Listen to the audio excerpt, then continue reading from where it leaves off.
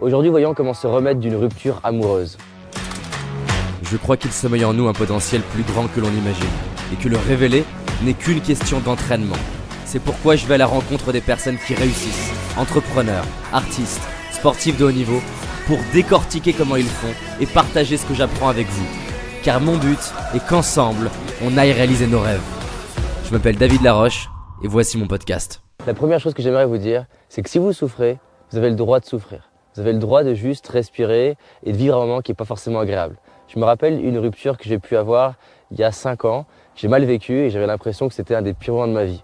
Juste se donner le droit de vivre l'émotion sur une journée, 2 journées, 3 journées, c'est complètement ok. Il y a une vraie différence entre vivre l'émotion parce que ça monte et qu'on vit une forme de deuil lié à une relation, avec en souffrir 1 an, 2 ans, 10 ans après. Où là, c'est qu'on maintient une histoire plutôt que finalement souffrir de l'événement réellement. C'est-à-dire qu'on maintient un truc qui nous fait souffrir. Donc vous avez le droit de souffrir, mais vous avez aussi le droit de sourire. Vous avez le droit de rire. Les gens disent mais je peux pas rire, c'est horrible. Et pourquoi pas? Vous savez ce qui se passe quand on commence à rire? C'est que finalement, quand on commence à rire, des fois on trouve des raisons de rire après. Et sauf que les gens, ils veulent des raisons de rire pour rire. Et bien commencez à mettre un bon sourire sur votre visage, voilà comme ça. Vous le maintenez et si vous avez envie d'essayer, même avec la rupture amoureuse, vous pouvez commencer. Et vous le faites 2-3 fois comme ça. Et logiquement, si vous êtes normalement constitué, ça devrait augmenter la joie à l'intérieur de vous. Ça demande de se libérer de la culpabilité, de se dire mais comment je peux rire alors que j'ai vécu quelque chose d'horrible. Faites-le, ça va vous aider à transformer. La deuxième clé que j'aimerais vous partager, c'est peut-être quelque chose de nouveau pour vous, c'est de vous rappeler le but d'une relation. Une relation n'a pas pour but de vous rendre heureux, ni d'ailleurs de vous faire souffrir. Une relation a pour but de vous faire grandir. Et on sait aujourd'hui qu'au niveau neurologique, vous avez besoin de chaos et d'ordre. Ça veut dire de soutien et de challenge. Et la relation, c'est quoi? C'est finalement vivre des expériences agréables et désagréables, confortables et inconfortables, qui ont pour but de nous faire grandir. On s'attire des personnes, et ça j'adore ce truc-là. Il y a 2 slogans intéressants. Le premier dit qu'on est attiré par les points communs, et l'autre qui dit on attire ce qui est différent de nous. En fait, les deux marchent à des niveaux différents. Consciemment, on est attiré par les points communs, les valeurs communes et ce qui nous ressemble. Mais inconsciemment, on attire à nous ce qui est différent. On attire à nous ce qu'on n'a pas appris à aimer à l'intérieur de nous. Donc finalement, c'est quoi un couple?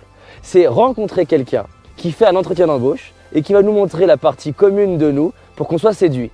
Et ensuite, on va dans la relation, après, une fois que la chimie elle est partie, découvrir des trucs qu'on n'avait pas vus à l'entretien d'embauche en disant « Waouh, ça je ne le connaissais pas ».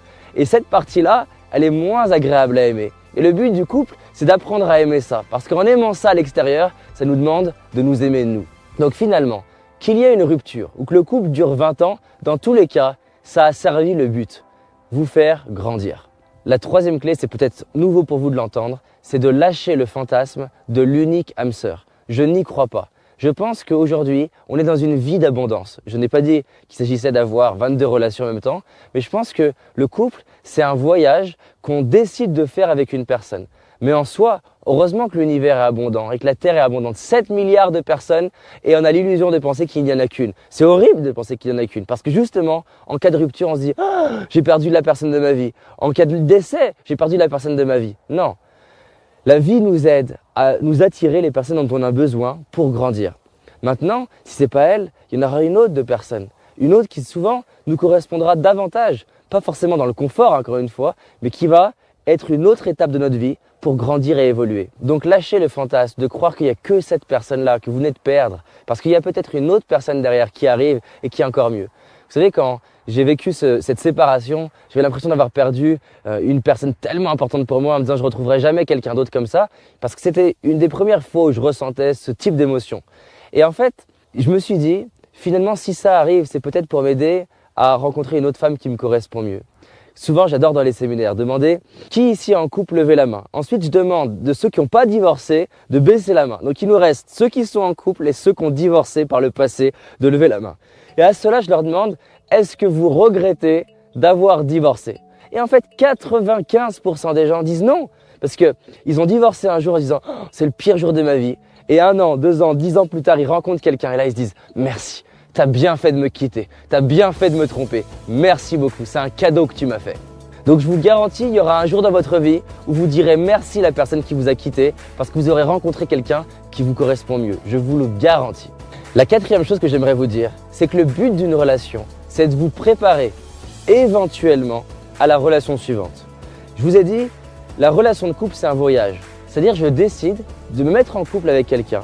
Ce voyage, je ne connais pas quand est-ce qu'il va s'arrêter. Je sais juste que je démarre un voyage avec une personne qui me correspond dans l'instant présent. Elle va évoluer dans un sens, je vais évoluer dans un autre sens. Peut-être que ce voyage durera de maintenant jusqu'au dernier jour de ma vie. Peut-être 1 an, 10 ans, 20 ans.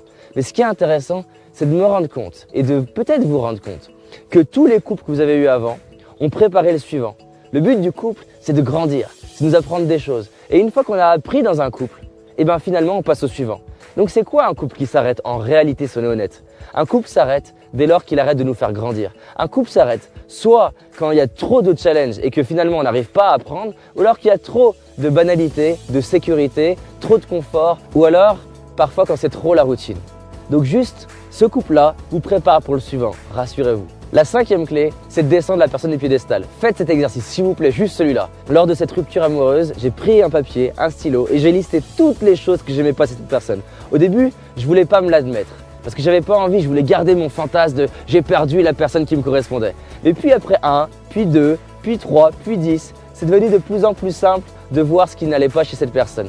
Et au bout d'un moment, je me suis dit mais finalement, je gagne du temps à plus avec cette personne. Je gagne tout un tas de choses. Et ça m'amène sur la 6e clé. Profitez-en pour faire ce que vous n'arriviez pas à faire quand vous étiez en couple. Si on est honnête, le couple a un prix à payer. On perd du temps, on perd de l'énergie, tout un tas de conversations qu'on doit avoir pour pouvoir s'harmoniser et aller ensemble.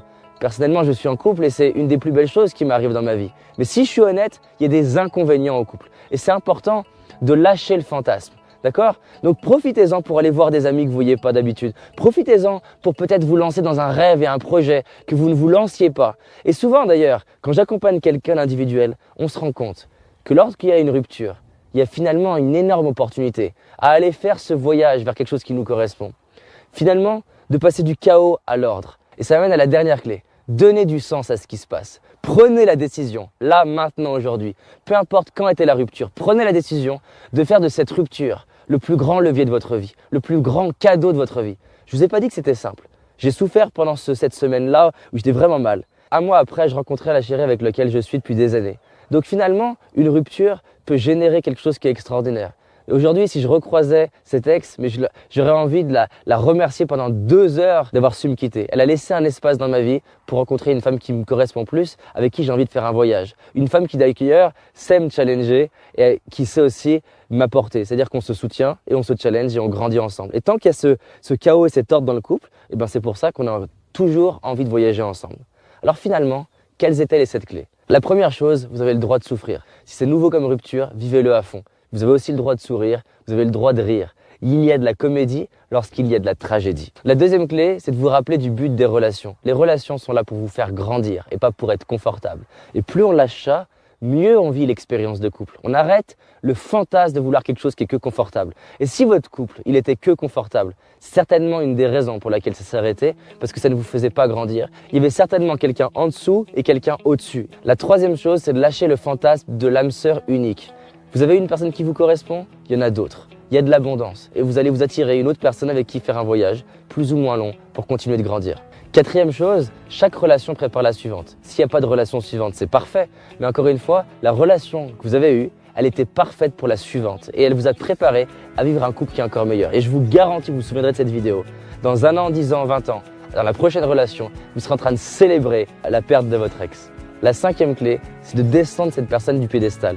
Elle n'était pas parfaite, il y avait plein de choses que vous n'aimez pas. Rappelez-vous tous les petits détails chiants de cette personne. Je vous garantis, il y en avait. Les trucs qui vous nourrissaient pas, des trucs où vous avez l'impression de perdre du temps, où vous aviez l'impression d'être sur 2 stations radio différentes, ou peut-être que vous aviez l'impression d'avoir 2 rêves complètement opposés.